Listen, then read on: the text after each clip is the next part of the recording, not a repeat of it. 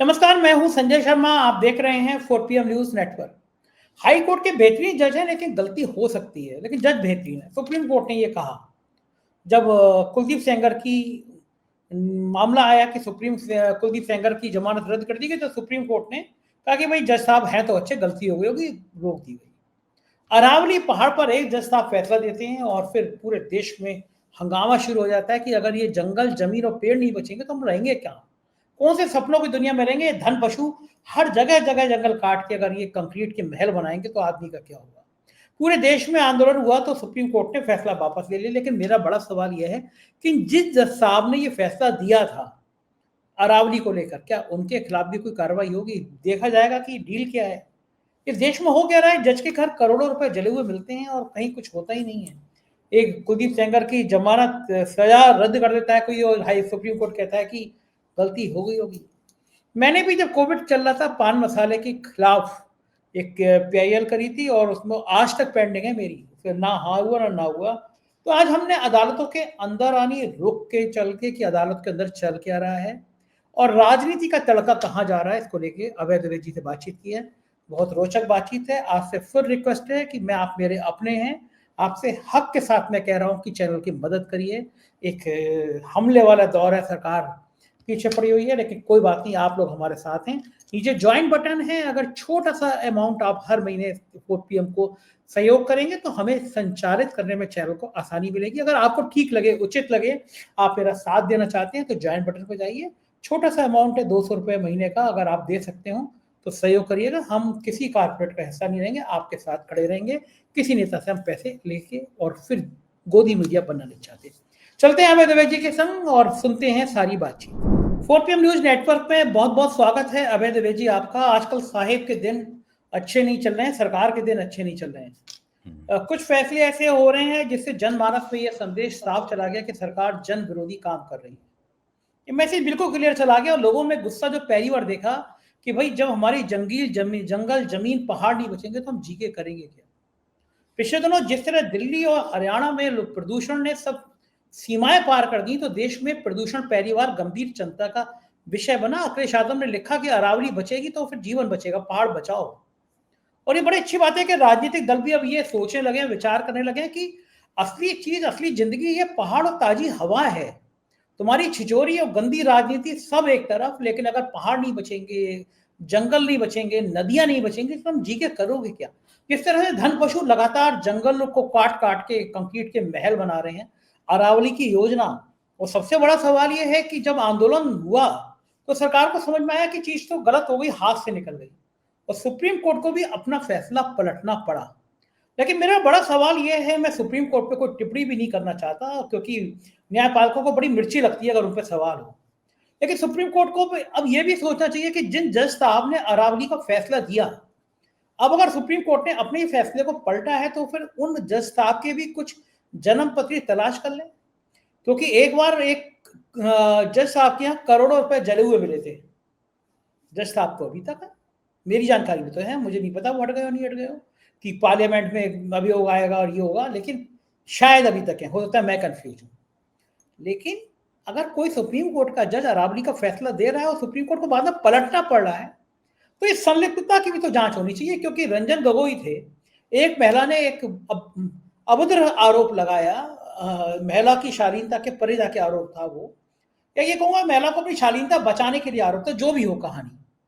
लेकिन गगोई साहब का दिल एकदम पलट गया, फिर सरकार के बड़े सारे ऐसे फैसले दिए तो सरकार को अच्छे लगते, तो बाद में गगोई साहब राज्यसभा पहुंच गए।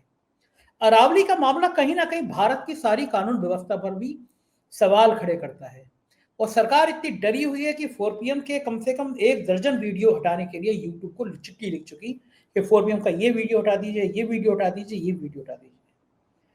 सरकार 4 PM से बहुत डरी हुई है। हमारे वीडियो को जानबूझ के सेंसरशिप लगा दी गई है, कम दिखाया जा रहा है। लेकिन इन सबसे सवाल उठाने लोग थोड़ी ना बंद कर देंगे। अरावली के मामले में जिस तरह फजीयत हुई है सरकार के संग सुप्रीम कोर्ट की भी, इस पर आपकी गंभीर टिप्पणी चाहता हूं। देखिए, आपने कहा कि अगर न्यायपालिका पे कुछ कह दिया जाए तो उन्हें मिर्ची लग जाती है। मैं इसकी परवाह नहीं करता, आप भी इसकी परवाह नहीं करते, मुझे मालूम है। क्योंकि हम लोग जो कहते हैं वो कोई न्यायपालिका की गरिमा को कम करने के लिए नहीं कहते। हम किसी जज के ऊपर कोई व्यक्तिगत टिप्पणी नहीं करते। हम किसी जज की निष्ठा और ईमानदारी पर भी व्यक्तिगत टिप्पणी नहीं करते। हम जो बोलते हैं वो तथ्यों के आधार पर बोलते हैं।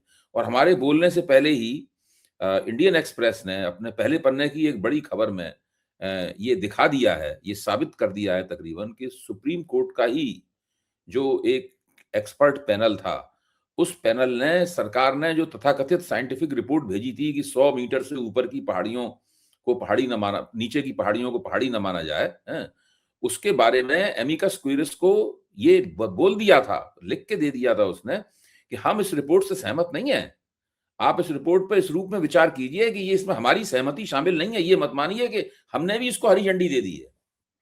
अब आप सोच लीजिए, जब उस एक्सपर्ट पैनल ने भी उस रिपोर्ट को मानने से इनकार कर दिया था, यानी उस रिपोर्ट के साथ उस रिपोर्ट के पक्ष में अपनी राय नहीं दी थी, उसके बाद में सुप्रीम कोर्ट ने उसके ऊपर, कोई भी जज हो, हम किसी जज का नाम नहीं ले रहे, हम किसी बेंच का नाम नहीं ले रहे, लेकिन वो सुप्रीम कोर्ट के जज थे, तो वो सुप्रीम कोर्ट का नाम ले रहे हैं हम। वो लेने के लिए हम मजबूर हैं, वरना हम वो भी उसका भी नाम नहीं लेते। हमें किसी की बदनामी करने का शौक नहीं है। ये पत्रकारिता के नियमों और उसूलों के खिलाफ है, और न्यायपालिका का हम बहुत आदर करते हैं। सुप्रीम कोर्ट का हम सबसे ज्यादा आदर करते हैं। तो उस स्थिति में फिर आखिरकार किस तुफैल में उस तथाकथित वैज्ञानिक रिपोर्ट को स्वीकार किया गया? और पर्यावरण मंत्रालय से ये पूछिए, ये कि पर्यावरण मंत्रालय, धर्मेंद्र प्रधान साहब हैं, धर्मेंद्र प्रधान है कि भूपेंद्र यादव? हाँ, भूपेंद्र यादव है ना? हाँ, भूपेंद्र यादव साहब, हाँ, वो यादव साहब जो हैं, उन्होंने इस रिपोर्ट के वापस लिए जाने से पहले और सरकार ने अपना रवैया जो पलटा, उसके पहले जो उन्होंने लोकसभा में बयान दिए, वो बयान क्या खारिज हो गए अपने आप? क्या कोई जादू की स्याही से वो बयान लोकसभा के रिकॉर्ड से मिट गए? उन्होंने क्या कहा था? उन्होंने कहा था कि ये जो हम लोगों ने एक राष्ट्रीय मानदंड बनाया है 100 मीटर वाला, इस राष्ट्रीय मानदंड से दरअसल अवैध खनन के ऊपर रोक लगेगी, अवैध खनन कम होगा इससे। ये उन्होंने बयान दिया था। उन्होंने ये भी बयान दिया था कि कांग्रेस के जमाने में जो इलीगल माइनिंग होती थी, उसकी वजह से मजबूरी में उनको ये मानक बनाना पड़ा। आप उनके इन दो बयानों को देखिए। अच्छा, अब जब सरकार समझ गई कि बहुत नुकसान हो रहा है उसका, सरकार ने उसको पलट दिया, फिर सुप्रीम कोर्ट ने भी उसको पलट दिया। तो इसमें सुप्रीम कोर्ट के वो लोग जिन्होंने वो मोहर लगाई थी, वो तथाकथित विशेषज्ञ जिन्होंने वो रिपोर्ट तैयार की थी, और वो तथाकथित पर्यावरण मंत्री जिन्होंने ये कहा था कि इससे तो दरअसल ये एक बहुत अच्छा मानक है, इस मानक को इसलिए बनाया गया था कि इससे ये फायदे होंगे। तो अब उनका वो बयान कहां गया? ये थूक के चाटना नहीं हो गया? आप बताइए, ये थूक के चाटना नहीं हो गया? इसमें देखिए, कटघरे में सब लोग खड़े हुए हैं एक लाइन से। ऐसा नहीं है हम एक किसी को कटघरे में खड़ा करें, किसी को ना करें। ये सब मिलजुल के हो रहा था पूरा का पूरा। तो मेरा मानना यह है कि दरअसल जो सुप्रीम कोर्ट ने अपने उस फैसले को पलटा है, तो बहुत अच्छी बात है, हम उसका स्वागत करते हैं, हम उस पर तालियां बजाते हैं, हम सराहना करते हैं उसकी। लेकिन ये सवाल तो आएगा ही कि वो फैसला दिया ही क्यों गया था। ये सवाल तो आएगा ही कि वो रिपोर्ट तैयार क्यों करवाई गई थी। ये सवाल तो आएगा ही कि पर्यावरण मंत्री ने उस फैसले के बचाव में कौन कौन से वक्तव्य दिए थे। क्या हम उन वक्तव्यों को भुला दें? भाई, जिसने फैसला पलटा है वो तो सरकार ने पलटा है, तो रिपोर्ट तो सरकार ने बनवाई थी। सरकार की बनाई हुई रिपोर्ट पर कोर्ट ने मोहर लगाई थी अपनी। तो ये जो महत्वपूर्ण प्रश्न है, इन प्रश्नों को देखिए, आपने जनता के दबाव में, नुकसान होने के डर से, प्रतिष्ठा गंवाने के डर से, राष्ट्रीय अंतर्राष्ट्रीय स्तर पर बहुत कड़ी आलोचना होगी इसके डर से, उसके बाद भविष्य में जो पर्यावरण की दुर्गति होगी तो उसमें सरकार के नाम पे थूथू होगी, मोदी के नाम पे थूथू होगी, पर्यावरण मंत्री के नाम पे थूथू होगी, सुप्रीम कोर्ट के नाम पे थूथू होगी। ये तमाम बातों के डर से इन लोगों ने इस काम को किया है। अगर इन लोगों को इन चीजों का डर होता, संयम होता, और इन लोगों ने ईमानदारी से काम किया होता, तो ये होता ही नहीं। ये हुआ क्यों, सवाल इस बात का है। ठीक बात है, बिल्कुल ठीक बात है। और वह जब बात इन फैसलों की निकलेगी तो अभय सर, मैं अपने दर्शकों को याद दिलाना चाहता हूं, मैंने भी बहुत प्रैक्टिकल इन सब चीजों को देखा है। कोविड का टाइम था, लोग तड़प तड़प के मर रहे थे, अस्पतालों में बिस्तर नहीं थे, दफनाने के लिए लाश दफनाने के लिए जगह नहीं थी। अमेरिका लंदन में बैठे लोग 1-1 2-2 लाख रुपए उन लोगों को संपर्क में भेजने को तैयार थे कि हम 2 लाख 3 लाख रुपए भेज दे रहे हैं, हमारे माताजी की हमारे पिताजी की डेथ हो गई है, कहीं इनको अंतिम चिता इनकी कहीं जल जाए। इस बात के लिए लोग देखिए 2-2 लाख रुपए वहां 3 लाख रुपए भेजने को तैयार थे, क्योंकि चिता जलाने के लिए जगह नहीं बची थी। ऐसे में उत्तर प्रदेश में पान मसाला जब 50 केस थे, पान मसाला खा के थूकने पे, क्योंकि खा के थूके तो पान मसाला बेचने पे प्रतिबंध लगा दिया गया। और जब केस 50,000 निकलने लगे तो पान मसाला कंपनी करोड़ों रुपए रोज कमाती है। अब मैं कुछ आरोप नहीं लगा रहा, लेकिन सबको पता है कि वो पान मसाला की कंपनी कितना ऑब्लाइज करती है सरकारों को। अचानक एक दिन जब 50,000 केस रोज निकल रहे थे, फैसला आया कि पान मसाला बनाने की अनुमति दे दी जाती है। मैं बड़ा हैरान कि कोविड का इतना दौर और पान मसाला की अनुमति दे दी गई। मैंने सरकार को नोटिस दिया, सरकार ने जवाब भी दिया। मैंने हाई कोर्ट में जनहित याचिका दायर करी, कोविड के बीच की बात है, और मैंने कहा सर हजारों केस रोज निकल रहे हैं, 50 केस में पान मसाला बंद, हजारों केस में पान मसाला की अनुमति, आदमी थूकेगा तो पान मसाला वायरस फैलेगा फैलेगा। उससे पहले पान मसाला कंपनियों ने मुझ पर जितने दबाव डाले जा सकते हैं, जितने लालच दिए जा सकते हैं, सब डाले। मैं कहा सवाल ही नहीं है, हम आपका चाहते नहीं है, बंद करा दिया जाए।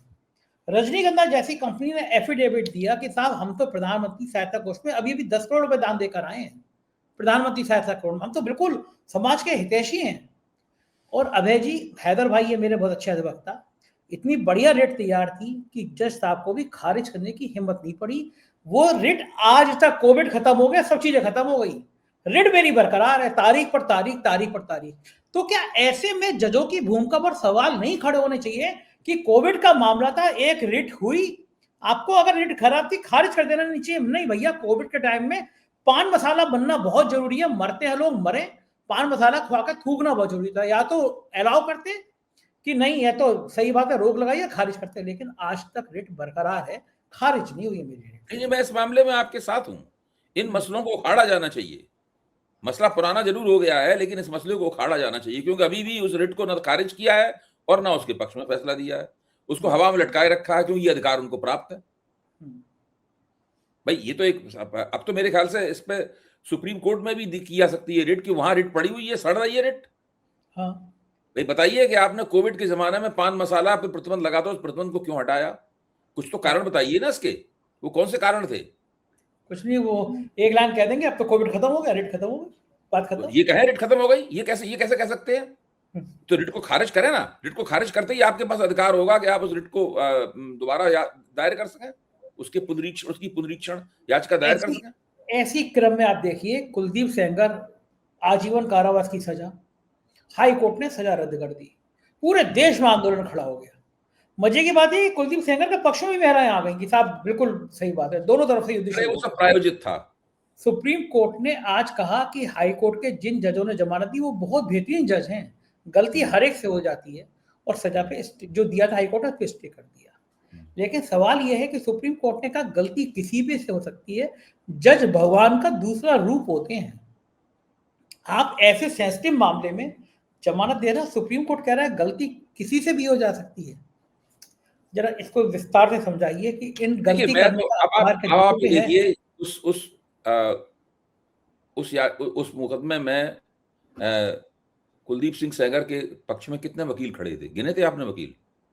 22 वकील खड़े थे। बाप रे बाप, 22 वकील, उन सबके नाम उस खबर में छपे थे। मेरे ख्याल से खबर लिखने वालों ने जानबूझ के, वरना इतने वकीलों के नाम कोई नहीं लिखता, एक बड़े वकील का नाम लिख दिया जाता है, बाकी और कोई नहीं लिखता। पूरे 22 वकीलों के नाम छापे थे, ये वकील उसके पक्ष में खड़े हुए थे। अब आप इससे सोचिए कितने बड़े पैमाने पर रुपया चला है, कितना रुपया खर्च किया गया है इस मुकदमे में। सुप्रीम कोर्ट का जो हाई कोर्ट का स्टैंडर्ड है, उसमें एक वकील एक अपीयरेंस के कितने पैसे लेता होगा? मेरे ख्याल से लाखों रुपया, कुछ तो 50 लाख। और सारे वकील उल्लेखनीय थे, इसलिए उनका नाम खबर में उल्लेख किया गया उनका। तो आप देखिए कुलदीप सिंह सेंगर को राहत दिलाने के लिए कितने बड़े पैमाने पर रुपया खर्च किया गया। उसके बाद आप देखिए 2 मंत्री, योगी सरकार के 2 मंत्री जिनसे प्रतिक्रियाएं ली गई, उन्होंने क्या किया? दोनों मंत्री सामाजिक न्याय की राजनीति से आए हैं, दोनों मंत्री कांशीराम के साथ काम करते थे। दोनों मंत्री जो हैं वो अति पिछड़े समाज के नेता माने जाते हैं। एक है संजय निषाद और दूसरे हैं ओम प्रकाश राजभर। इन दोनों ने खीसें निकालते हुए, दांत दिखाते हुए कैसे ऊल जलूल किस्म के बयान दिए। इससे आप अंदाजा लगाइए कि इस देश में होता क्या है। राजनीति का और अक्षम जजों का, भाई सुप्रीम कोर्ट ने तो मान ही लिया कि उनसे गलती हुई, उन्होंने अपनी अक्षमता दिखाई कि नहीं दिखाई। मैं कोई बेईमानी का आरोप नहीं लगा रहा हूं, लेकिन जब सुप्रीम कोर्ट ने कहा कि उन्होंने गलती हो गई उनसे, तो इसका मतलब उन्होंने एक अक्षमता तो दिखाई अपनी। तो अक्षम, इन्वर्टेड कॉमा अक्षम शब्द बंद करके इस्तेमाल कर रहा हूं, अक्षम न्यायाधीश और इस तरह के तथाकथित सामाजिक न्यायवादी जो बात बात में समता की बात करते हैं, ये सब बात करते हैं, लेकिन एक स्त्री को समता देने के लिए तैयार नहीं है, स्त्री को इंसाफ देने के लिए तैयार नहीं है। ये दोनों मिलकर क्या सत्ता और इंसाफ दोनों का कौन सा चेहरा पेश कर रहे हैं देश के सामने? ये सोचने की बात है भाई। तो मैं तो बहुत इन बातों से बहुत क्षुब्ध हूं। ठीक बात है। आप उधर देखिए ना कि राम रहीम को जन्मदिन मनाना हो, राम रहीम को चुनाव प्रचार करना हो, राम रहीम को पार्टी करनी हो, वो हत्यारा है, बलात्कारी है, सजा हुई है, लेकिन तुरंत पैरोल मिल जाती है, तुरंत साफ बाहर आ जाते हैं, गाड़ियों के काफिलों से बाहर निकलते हैं। ये फिर सत्ता और सबका मिला जुला। देखिए, ये सरकार लिख के देती है, सरकार के लिखे बिना पेरोल और फरलो थोड़ा मिल सकती है। सरकार कहती है कि भाई इनको दिया जा सकता है, और अभय जी करते हैं। अभय जी, जो जेलर राम रहीम को सबसे ज्यादा सुविधा देता था जेल में, उसने नौकरी छोड़ी और वो उस चरखी या चाकरी ऐसी कोई विधानसभा है, वहां से चुनाव लड़ने आ गया। एक पढ़ी लिखी बहुत वेल क्वालिफाइड महिला लेडी उसके सामने चुनाव लड़ रही थी, जिसको 100% जीतना चाहिए था, लेकिन ऐसा जेलर जो राम रहीम को इतनी सुविधा दे रहा है, वो चुनाव जीत गया और कुछ हजार वोटों से वो महिला हार गई। क्या किया जाए इस लोकतंत्र का? कैसे संभलेगा ये लोकतंत्र? क्या विडंबनाएं हैं हमारे लोकतंत्र की, ये लोकतंत्र की विडंबनाएं हैं, ये हमारी न्याय प्रणाली की विडंबनाएं हैं, और हम लोग इन विडंबनाओं को देखने, इनके ऊपर टीका टिप्पणी करने, इनका विश्लेषण करने के लिए विवश हैं। काश ऐसा ना होता, काश लोकतंत्र में इस प्रकार की खामियां, हमारे लोकतंत्र में इस प्रकार की खामियां नहीं होती, तो आज हम कह पाते कि हमारे लोकतंत्र में कम से कम नाजुक मसलों के ऊपर तो कम से कम नेता लोग संयम रखते हैं और जज भी नाजुक मसलों के ऊपर गलतियां नहीं करते हैं। यहाँ तो जो मसला जितना नाजुक होगा, जज उतनी बड़ी गलती करता हुआ नजर आएगा, नेता उतनी ही बेहूदगी और बदतमीजी के साथ बोलता हुआ नजर आएगा। बिल्कुल ठीक बात कर रहे हैं। इधर पिछले दिनों मॉब लिंचिंग की घटनाओं ने दुनिया भर में भारत का नाम नीचा किया है। कहीं किसी को कोई झपड़ा दे रहा है, कोई मार दे रहा है, कोई पीट दे रहा है, कोई किसी ने अगर क्रिसमस पर टोपी लगा दी उसको मार दे रहा है। समाज में इतनी असहिष्णुता बढ़ गई है, इतनी नफरत बढ़ गई है, कौन जिम्मेदार है इसका? क्या सरकारों के मौजूदा सरकार जो पिछले 11 वर्ष से मुतवातिर एक तरह का नैरेटिव चला रही है, एक तरह में घृणा का एक नैरेटिव चला रही है। वो अल्पसंख्यकों के खिलाफ घृणा का नैरेटिव इस देश में चल रहा है, चाहे वो मुसलमान हो, चाहे वो ईसाई हो, और चाहे वो सिख हैं। सिखों के खिलाफ भी है। अभी जो वो अकाल तख्त पे बाकायदा शिकायत की गई है कि निहंगों के खिलाफ बार बार तमाम मुकदमे दर्ज किए जा रहे हैं और सिखों के खिलाफ सोशल मीडिया पर अपमानजनक बातें चल रही हैं और हमारी शिकायतों पर ध्यान नहीं दिया जा रहा। और यहाँ पर एक नया शब्द आया है, घुसपैठिया। हमारे गृह मंत्री और प्रधानमंत्री इस शब्द को लोकप्रिय करने में उनको गोल्ड स्वर्ण पदक मिलना चाहिए, उनकी वजह से ये शब्द लोकप्रिय हुआ है। इतना ज्यादा घुसपैठिया शब्द को जोर दे रहे हैं और चुनाव आयोग के जरिए इस शब्द को लोकप्रिय किया गया है। अब इसमें क्या है कि किसी भी व्यक्ति को घुसपैठिया कह के उसको पिटाई शुरू कर दी जाती है उसकी, और वो मर जाता है। केरल में पलक्कड़ जिले में एक मजदूर, उत्तर भारतीय मजदूर था जो हिंदी बोल रहा था, वो शाम को भटक के किसी गांव में चला गया, तो वहां तुरंत लोगों ने उसको पकड़ के पूछा, तुम घुसपैठिए हो? तो उसने कहा नहीं मैं घुसपैठिया नहीं हूं, मैं तो हिंदू हूं। उसको कहा बांग्लादेशी है, तो वो वहां के लोगों ने कहा कि ये बंगला बोल रहा है, मतलब वो हिंदी को उन्होंने बंगला समझा। ये भी बात गलत बताई जा रही है। केरल में ऐसे लोग नहीं है जो हिंदी बोलने वाले को बंगला बोलता हुआ सब बोलते हुए समझे, ऐसे लोग नहीं है। उसको तुरंत बांध दिया गया और उसको पीट पीट के उसको मार डाला गया, जान से मार दिया गया उसको। उससे बहुत सनसनी छाई हुई है जो उस व्यक्ति के साथ हुआ है। उसके बाद में देहरादून के अंदर क्या हुआ, जो फौज में थे चकमा, उनके बेटे को जो एमबीए कर रहा था, जब वो सब्जी लेने जा रहा था तो मोटरसाइकिल पे सवार लोगों ने उसको चीनी कहा, मोमो कहा उसको। उसने आपत्ति की तो तुरंत चाकुओं से उसके ऊपर हमला कर दिया और गोद-गोद के उसको वहीं मार दिया चाकुओं से उसको। और इस तरह की घटनाओं पिछले 1 महीने के अंदर बहुत घटनाएँ हुई हैं, इनके आंकड़े भी प्रकाशित हुए हैं। और पिछले 2024 से लेके और 2025 के बीच में इस तरह की घटनाओं ने सारे पिछले रिकॉर्ड तोड़ दिए हैं। और ज्यादातर इसमें 86% घटनाएं जो हैं वो बीजेपी शासित प्रदेशों में होती हैं। और उनमें जिन 2 संगठनों का नाम बार-बार सामने आता है, उसमें एक का नाम है बजरंग दल, दूसरे का नाम है विश्व हिंदू परिषद। अल्पसंख्यकों के खिलाफ नफरती भाषण देना, कभी घुसपैठिया बताना, कभी उन्हें गो हत्या करने वाला बताना, कभी लव जिहाद करने वाला बताना, कभी ये बताना कि धर्म प्रचार करके धर्मांतरण करवा रहे थे, ये सब करना, यही सब इन लोगों का काम रह गया है। और मोदी जी ड्रामे कर रहे हैं, मोदी जी चर्चों में जा रहे हैं, बाइबल उठा के अपने माथे पे लगा रहे हैं और ये इधर ये चल रहा है।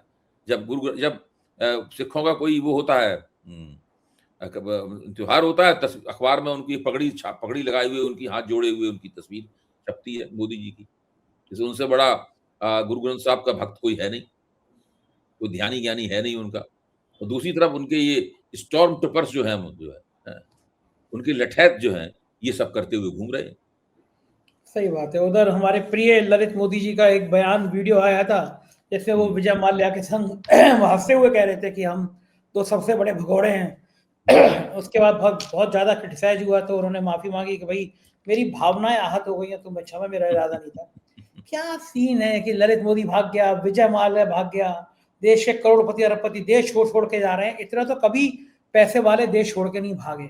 इस देश में क्या डर लग रहा है कि करोड़पति अरबपति देश छोड़ के भाग रहे हैं? इतना आजाद हिंदुस्तान हो गया, इतना बढ़िया हिंदुस्तान हो गया। कंगना रनौत कह रही हैं कि असली आजादी 2014 के बाद आई। इतने सुंदर हिंदुस्तान से ये अरबपति छोड़ के क्यों भाग रहे हैं? शर्म नहीं आ रही है? हालत में देश छोड़ के जा रहे हैं। इस देश का दूसरा नाम कुप्रबंधन है और कुशासन है। पूरा देश जीवन के हर क्षेत्र में, प्रशासन और शासन के हर क्षेत्र में इतना कुप्रबंधित है कि आप ताज्जुब करेंगे। अभी मैं इलाहाबाद की यात्रा पे गया था, तो मैं इधर से प्रयागराज में गया, उधर से भी प्रयागराज में आया। कोहरा बहुत था, कोहरे की वजह से प्रयागराज आमतौर पर समय पे चलती है, गाड़ी देर से चल रही थी। तो हम लोग इस बात पे विचार कर रहे थे कि क्या समस्या। देखा भाई, जो हमारे प्लेटफॉर्म है, उन प्लेटफॉर्म में क्या तब्दीली हुई है अश्विनी वैष्णव के नेतृत्व में। तो पाया कि जो जहां पर प्लेटफॉर्म खत्म होता है और नीचे पटरियां होती हैं, तो उस जगह पर केवल लाल लाल रंग की ऐसी पट्टियां पुतवा दी हैं उन्होंने। इसके अलावा कोई परिवर्तन आपको नहीं मिलेगा पूरे प्लेटफॉर्म्स के अंदर। एक खाना भी वीडियो, उसी तरीके से अबे बहुत जी ही अबे हल्का जी है। एक वीडियो वायरल हो रहा है। ट्रेन है करीब 12-13 घंटा लेट। वीडियो बना के एक महिला ने और एक पुरुष ने डाला है और बहुत गरियार है सरकार को। ये कह रहे हैं आपने किया क्या? जो ट्रेन में खाना मिल जाता था, स्टेशन में पूरी सब्जी मिल जाती थी, हमने भी बड़ी खाई है। हम तो स्टेशन पे वो पूरी सब्जी खाने जाते थे, हरी हाँ मिर्च के हाँ, संग, और पूरी सब्जी अब नहीं बड़ी मिलती है, वो बहुत भी अच्छी। बंद कर दी। वो भी बंद कर दी। तो यानी कुल्हड़ भूख वाली से चाय मर भी नहीं जाओ, मिलती अब। चाय भी नहीं कुल्हड़ मिलती वाली तो। चाय भी नहीं मिलती। अगर आप डायबिटीज के पेशेंट, डायबिटीज के मरीज हैं और फीकी चाय पीना चाहें स्टेशन लेकर, स्टेशन में फीकी चाय नहीं मिलेगी। क्यों? मशीन वाली चाय मिलती है और उसमें चीनी वाली चाय मिलती है, चाय निकलती है उसके अंदर से। तो ये आप एक विकास घूंट हुआ। पिएंगे, आपको लगेगा आपकी डायबिटीज शूट अप कर गई। ये तो ये स्थिति है। तो ये विकास हुआ है देश का। हाँ। मैं अश्विनी इसीलिए बता वैष्णव। रहा हूं, जीवन के हर क्षेत्र। और आप देखिए, कभी आप तो कितने बार आए होंगे, आप ट्रेन से जैसे ही आप पश्चिमी उत्तर प्रदेश में घुसते हैं और आप गाजियाबाद, मारीपत, गाजियाबाद इधर से होके आते हैं, तो आपको ऐसा लगेगा कि आप कचरे के बीच में आपकी ट्रेन चल रही है, यानी गंदगी के बीच में ट्रेन चल रही है। जब ट्रेन पूरी तरीके से दिल्ली में घुस आती है, यानी आप शिवाजी ब्रिज, तिलक ब्रिज वगैरह इन सब जगहों पे आ जाते हैं, दिल्ली में आ जाते हैं, नई दिल्ली की तरफ है, तब आपको थोड़ी सफाई जरूर दिखती है। उससे पहले, जब तक दिल्ली महानगर नहीं शुरू होता, उससे पहले लगातार आपको लगता है कि कचरे के बीच में ट्रेन चल रही है लगातार। जब विदेशी यात्री आती होंगे तो उनके ऊपर क्या असर पड़ता होगा ये देख के। देखो ठीक आप बात है। ट्रेनों के आसपास, पटरियों के आसपास भी सफाई नहीं करवा सकते। अभी भी ट्रेनों में, आप हिंदुस्तान में जो ट्रैक क्वालिटी है, पटरियों की क्वालिटी है, आप इसके ऊपर गौर कीजिए। ट्रेनें झटके खा खा के चलती हैं, हर थोड़ी देर बाद यूं इस तरह का झटका लगता है उसमें। लगता है पता नहीं क्या गड़बड़ी हो गई, क्या हुआ, या ड्राइवर ने गलती से ब्रेक मार दिया। हमको तो पता नहीं भाई ट्रेन चलाने का तरीका क्या है। मतलब सौभाग्य से हम लोगों ने विदेशों में भी ट्रेनों में बैठे हैं, वहां तो कभी ट्रेनों में इस तरह के झटके लगते नहीं। तो आपकी ट्रेन भी जो है वो 55 किलोमीटर, 60 किलोमीटर, 75 किलोमीटर की रफ्तार से चल रही है ट्रेन। आप सोचिए, ये ट्रेनों की रफ्तार है। उन ट्रेनों की रफ्तार है जिन ट्रेनों में बड़े पैमाने पे लोग चलते हैं। प्रयागराज बहुत लोकप्रिय ट्रेन है भाई। सही पहले बात क्या है, होता सबने था, दिल्ली से लोग प्रयागराज में बैठते थे, बातें कर 10:10 ट्रेन चलती है, बातें करते-करते सो जाते थे, आँख खुलती थी, तो इलाहाबाद के पास ट्रेन दिखाई पड़ती थी। तो अब ऐसी स्थिति नहीं है। सही बात है। हमारे ऊर्जा मंत्री अरविंद शर्मा हैं, उनकी तरह अगर वो रेल मंत्री होते तो वही करते। जैसे उनसे पूछा गया लाइट नहीं आ रही, बड़ी परेशानी है, इतना बुरा हाल है, वो कहते जय श्री राम। तो अश्विनी वैष्णव को भी कह देना चाहिए जय श्री राम, हो गया काम। बहुत बहुत शुक्रिया अभय जी, आपने मुझे इतना समय दिया बातचीत की, थैंक यू। ये था अभय दुबे जी, पूरी बातचीत आपने सुनी, कैसी रही बातचीत बताएगा जरूर। शुक्रिया, थैंक यू।